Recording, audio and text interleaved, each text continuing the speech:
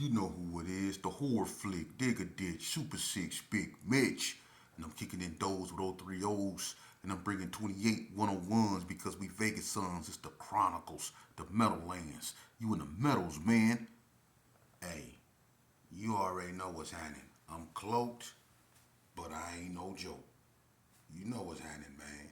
Hubba dub, scrub. Nah, I'm just playing.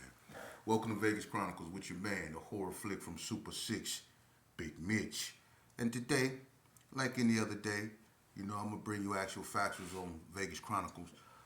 First and foremost, man, shout out to everybody that support my small platform, man. I know I ain't got no big old platform like everybody, but it's all about the quality, not quantity. You know what I'm saying? And y'all know I'm representing. You see my logos, boy. There. You see the founder right there. You see the founder right there. Y'all see the founder? Can y'all see him? Can y'all see him? I don't know if y'all can see him. Can y'all see him? Yeah, that man started it all. Nah. But anyway, today I want to talk about something, man. One thing about Vegas, man, people get misconstrued is about, what goes on in these streets. And if you ever been in these streets in Vegas, man, like unfortunately for me, I grew up in them. And I've been through a lot of things, man, and I met a lot of interesting people.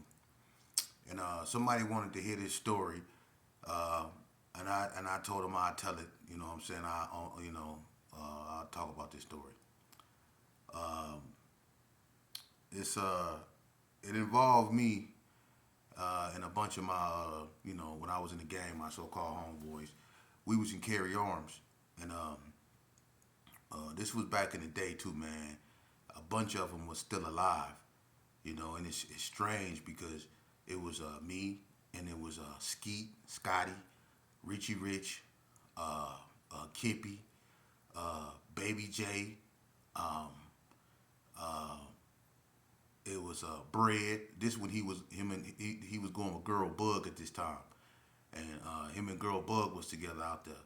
It was a bunch of us, and we was over there in Tricky Sheedham parking lot where he stayed with Michelle, right? And that was the parking lot before Mary Louise and Lil Gus in parking lot right there on Morton. If anybody ever know anything about the big carry arms, they know what I'm talking about. But on this particular light, right, we out there we deep, you know what I mean? We just doing our thing. We in a parking lot, we chilling, and if you ain't supposed to be up over there, don't come over there. You know what I mean? Nick, rest in peace, he was out there. It was a bunch of us. So this bass head, man, he come over there, right? Now, this wasn't no regular bass head, all right? This dude was about 6'1". He was cut up. You know them bass heads that you know they smoke crack, but for somehow they stay in shape, they be ripped. This dude here was cut up, and he had one of them bald spots on his head where he had the patch of hair right here, no hair in the middle, and just a little hair right here. He was one of them type of bass heads that looked like he fight hard in the mud, right? And back then we was drinking N&J. That was the drink back then. Them big old fifths of N&J. Everybody was on that irk and jerk. You know what I mean? And he had 2 fifths, and he was trying to get him some flavor for it, right? So he come up over there. We ain't trying to pay for nothing, especially when we out there deep like that. You come over there, you know what I mean? If you can catch somebody by themselves, they might deal with you fairly. But if you come up over there around a crowd, it's gonna be all bad. We taking that. Okay, well, he came up over there and he had some liquor, right? So Richie Rich bought him over there. He said, "Hey y'all trying to get some liquor," but Rich had that look on his face, like he just trying to get him up over there. And they was like, "Yeah." So everybody started was like, "What you want for this?" And all we needed to do was get the bottles out of his hand, but he would only let one bottle go, right? So when I think that was Kippy that had the bottle, and he was holding it like, "What you trying to get for this?" And then we was trying to get the other bottle, but he wouldn't get the other bottle up. So he was like, telling us what he want for it. So after a little bit going back and forth, with him, I think that was Hacksaw that stole on him. Boom, bottom, right? Didn't do nothing. We get to smash them, so we all on them, right? We whooping them, bing, bing, bing, bing, bing, bing, bing. I'm working this bread basket and everything. I'm hitting them with body shots. I'm boom, boom. This dude cut up. He fighting back with one arm, and and I don't know who that he dropped, but he dropped somebody so proper because he hit them and they stood there for a second. Then they skipped and they just fell. Boom. He dropped one of the homies, right? So we on them though. We whooping them. Bing, bing, bing, bing. We get mad. I'm talking about we moving them around that parking lot. We moving them around that parking lot. Tricky, she had a light blue two-door Cadillac. We got them all against the lot. We whooping them. We tearing them up, but he would not let that bottle go.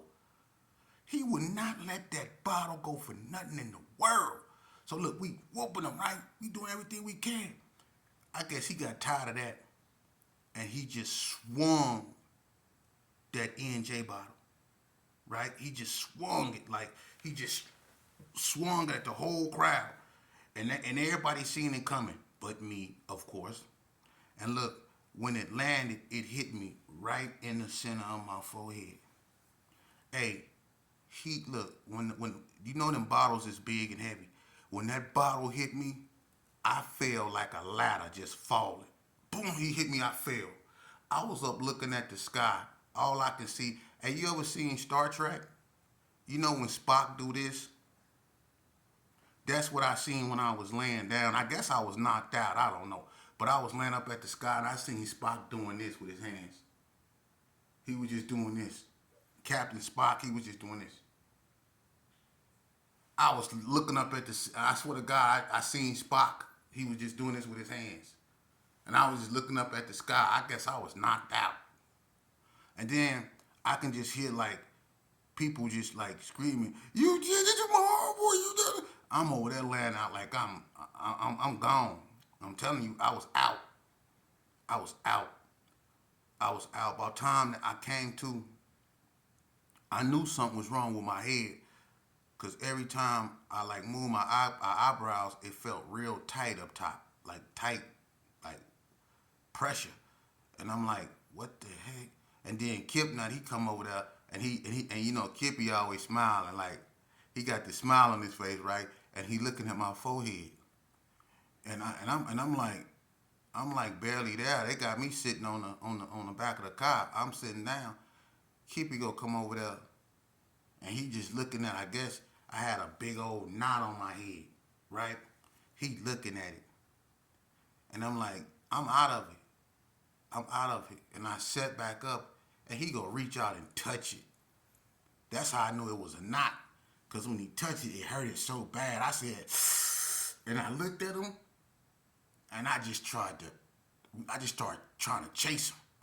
But when I started trying to chase him, instead of me running this way, I ran sideways and fell hard and ugly. And they had to come over there and get me. That bass head he hit me in the head. He did damage to me, man. I don't think I've been right ever since. But look, they beat him up so bad. He was over there in the desert, right? Bread had a stun gun, right? Him and Girl Bug, they up over there. The dude, they didn't turn him into a stain. They beat him so bad. But it took the whole crowd, and he didn't go out like no bust. But he had me over there. Man, he knocked me out I ain't know who I was, man. He had me over there, gone. But they over there sticking him with the taser. They over there trying to taser. He out, bloody, gone. But they over there with a taser trying to spread them on. I'm like, man. But anyway, you know, we underestimated that dude, and it cost me a lot. It did. And I'm serious, man. The next day, I had a knot on my head. When I came outside, you know, I used to walk along the wall.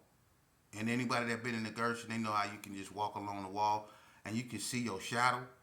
And I was like walking, you know, along the wall, and man, it's like my shadow. It's like I had a rhino horn on my head. I swear to God, he had a knot on my head. So man,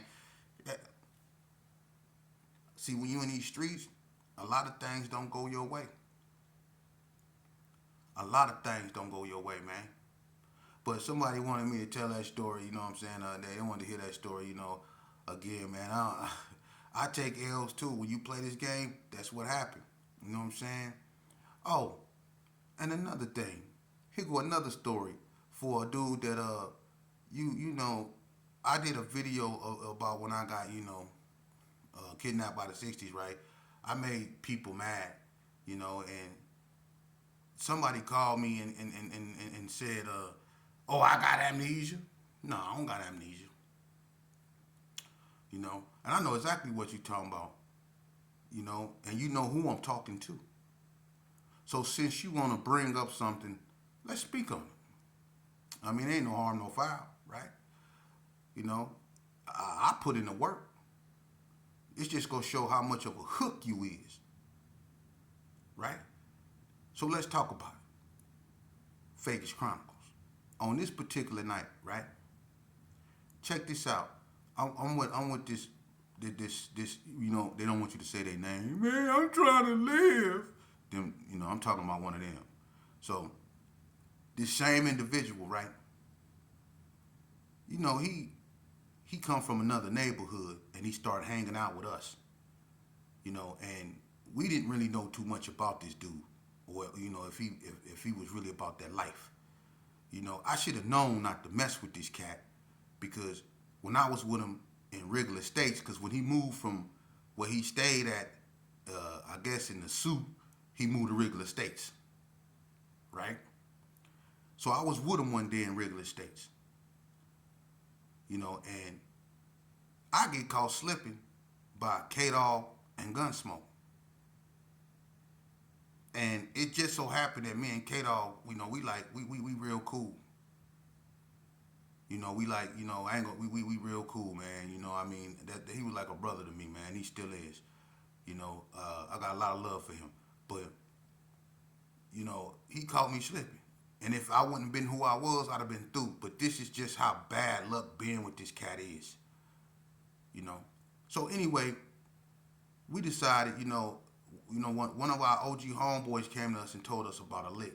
He was messing with a cat that he knew was doing some things, and he pulled us up on a lick.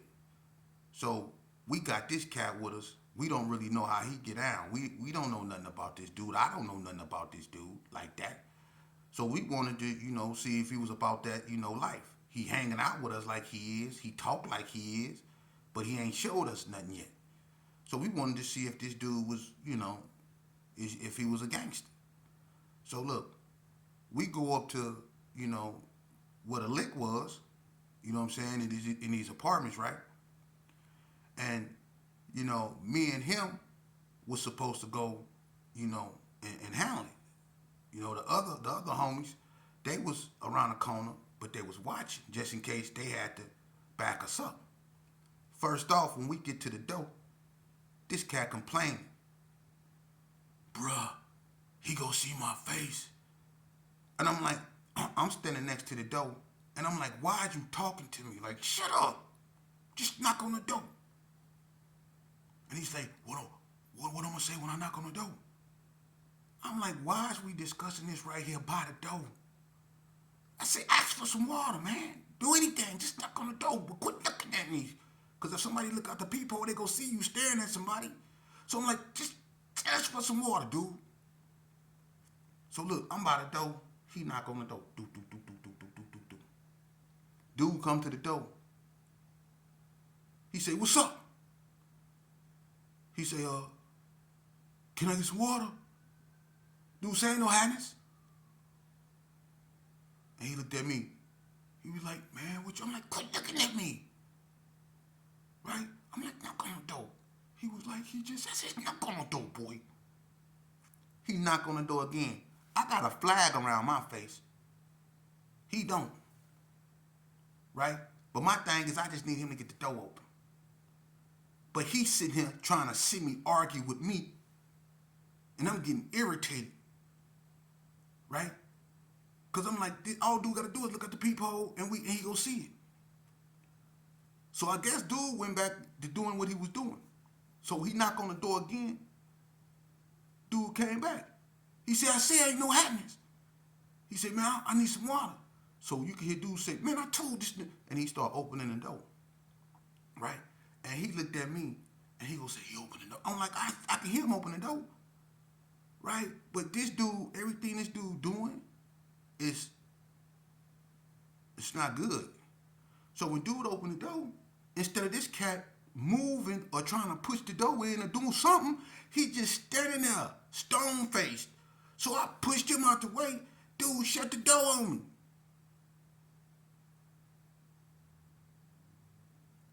Dude shut the door on me, man. I get the blowing. Bloom, bloom, bloom, bloom, bloom, bloom, bloom, bloom, bloom. Right? Shooting at the door. Horrible.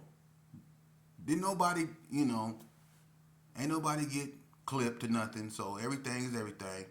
I can speak on this. Yeah, I can speak on this, because you're a cold hook, dude. Because that could have went bad.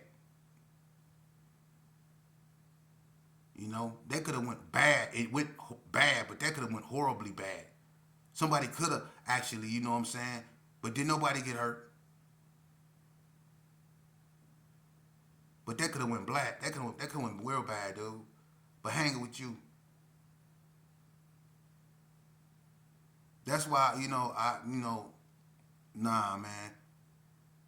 So no, I don't got amnesia. I put in work. But that's when we found out what you was really about. And you wasn't about that. You wasn't about that, man. And that's what a lot of these youngsters need to understand. See how I always go back to that? I try to teach y'all. You really not about that. When it come down to that, you really not about that. For a person to be willing to go to the extremes to do whatever, to have that in them, that malice, you have to be a special, a evil type of individual, man. And a lot of you cats out here that get in this game, you're not evil. You just want attention. You want to be respected, and you end up putting yourself in a situation where you do something, and now you got to pay for it, with your life or for the rest of your life. You see what I'm saying? So a lot of these, dudes up out here, I want you youngsters to understand. It's very few of them that was really about that life. And the ones that was, like me, will tell you it's not worth it. It's not worth it. We have to live with all kind of stuff. We suffer from mental health disorders. We do. Because we've been locked up. We've done things normal people don't do. We've consumed untold amount of liquor and did unsurmountable of drugs. We've destroyed ourselves mentally and physically. This is not a life you want to live, man. There's nothing never good coming out of here. And you got a lot of young men out here that's lost in a world that seems to cater to destruction and violence, self-destruction and violence. It seems that in our community, the only way to become a man is to unalive a man. Or to be able to say you unalived a man. Or be out here acting like you willing to unalive a man. It seems like that's the only way you can become a man in our community, and that's sad. It's heartbreaking, ain't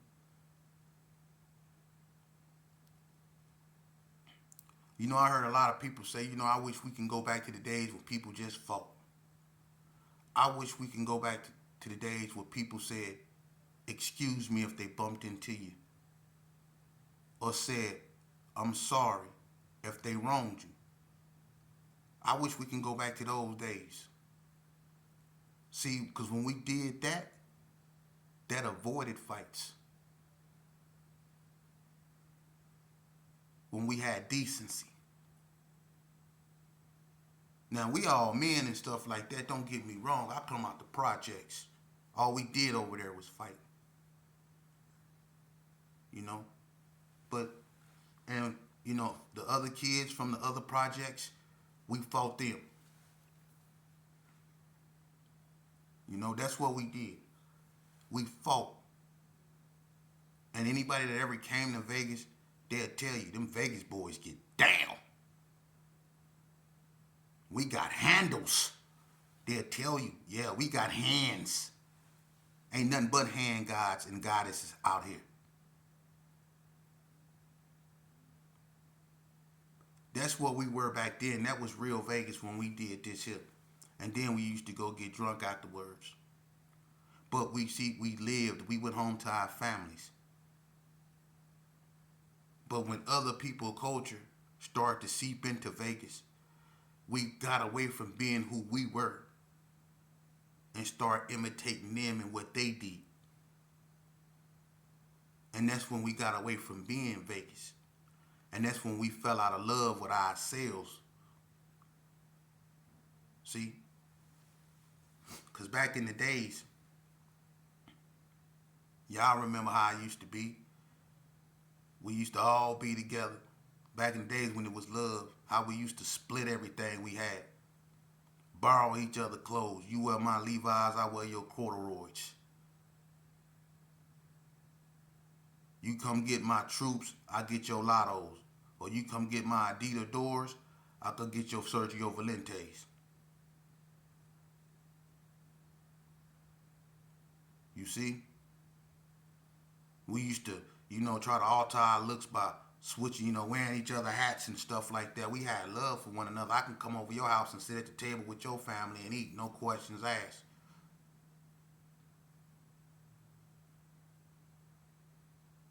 You see? We looked out for one another. See, we got away from that because we stopped looking at each other as brothers and families and started looking at each other as homies and gang members. That wasn't Vegas. And any real true OG will tell you that's not Vegas. We didn't do that. And we can talk about where it went wrong at, I mean, that's neither here nor there. The fact that it went wrong is what we have to deal with. The fact that it went wrong. The fact that brothers became homies. And from homies, they became frenemies. You see? I remember back in the days, me and Tyrone Howe, that was like a big brother to me. Me and him used to be out all night. We wasn't doing nothing. We was up to no good, but we was out all night. He had my back and I had his. We slept outside. We slept by the boys club. We used to go steal Tony Clark them sheets off their clothesline and go over there by the boys club and go to sleep. I remember one night we was out there knocked out, woke up, Dirty Rob was laying right there with us. That's how we was. We was safe to do that in our own projects. We would sleep outside. Ask anybody by the boys club. We sleep.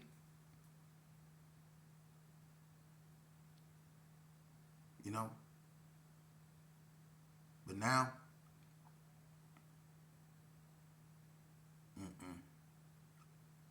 and you know what? A lot of it, a lot of love was lost. Is because we started letting people that came from other places come over there. Yeah, that's the truth. Cause this one particular individual could have stayed where he was. He could have stayed where you was at. For real, you could have stayed where you was at. I'm being honest with you. Talking about what me, you, and Bread had was sacred. Boy, you lost your damn mind. Excuse my French. We ain't never had nothing sacred. What me, Little Bread, and Big Bread had was sacred. What me, Big Bread, and Little Bread had, along with Reverend Baldhead, Turtle, John Holloway, D-Ray, and everybody else, Tombstone, what we had was sacred. That was our crew. Max, King Roger D. We all hung together. Rizan, when he had the green Tudor lap. See, what we had was sacred. When the trailer courts first came out, Sonny brought them to the alley. They got down with us. Me, Lil Bread, Bib, all us that was in the alley. Tony Poe, Quasi, Rocket, all us that was in that alley. They had to fight us. What we had was sacred. You came from a whole nother area, brother. Actually, two. And they both wore blue. But see, that's what happened. When people like that start coming to the Gershon start becoming the gang. Am I lying? Am I lying? So if you're a youngster out there and you want to be locked up for the rest of your life, if you wanna put all your love and everything into your so-called homeboys and sacrifice your for shows for they maybes, then you do that. Because you go end up in one or two places and they both start with a C, a cage or a casket. My advice for you, to you, is to stand on your own. Listen to your mama. You only get one. Don't do her